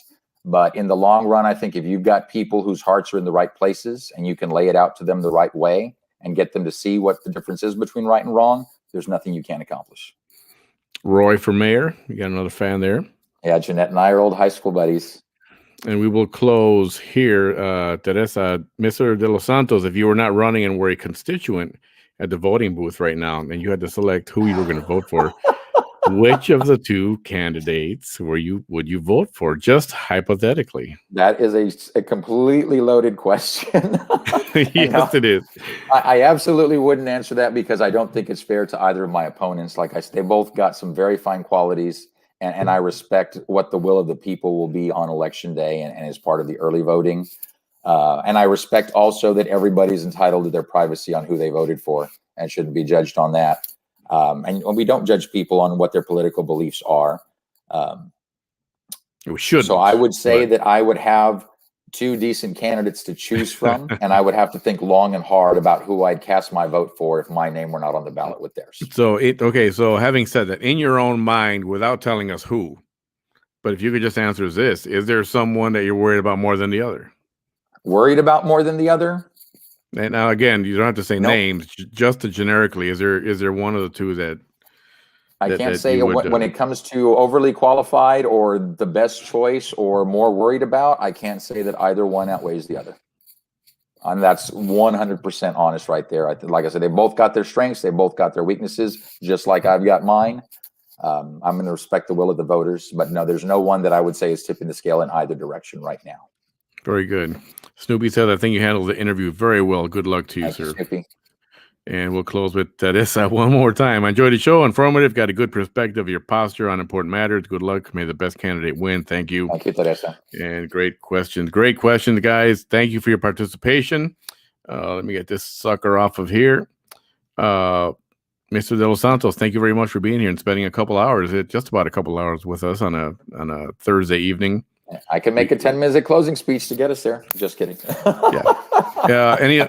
have the floor. Any last thoughts? Anything you want to say? Your last thoughts, and I think one of the things I didn't get to touch on earlier is in part of my background, I was very active with the union, with the Communication Workers of America, and I'm very proud of my tenure with that organization. Even though I ended up going the management route with AT&T, I have a great deal of respect for unions because I think it's important that good wages be paid. I think one of the problems we have in this country right now, there's too many companies out there patting themselves on the back for what they're doing for their stockholders.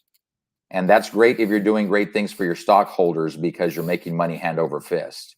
But all of us have seen firsthand where companies are cutting pensions, cutting benefits, lowering bonuses, raises aren't as big as they used to be, but your dividends are still going out or your dividends are still going up.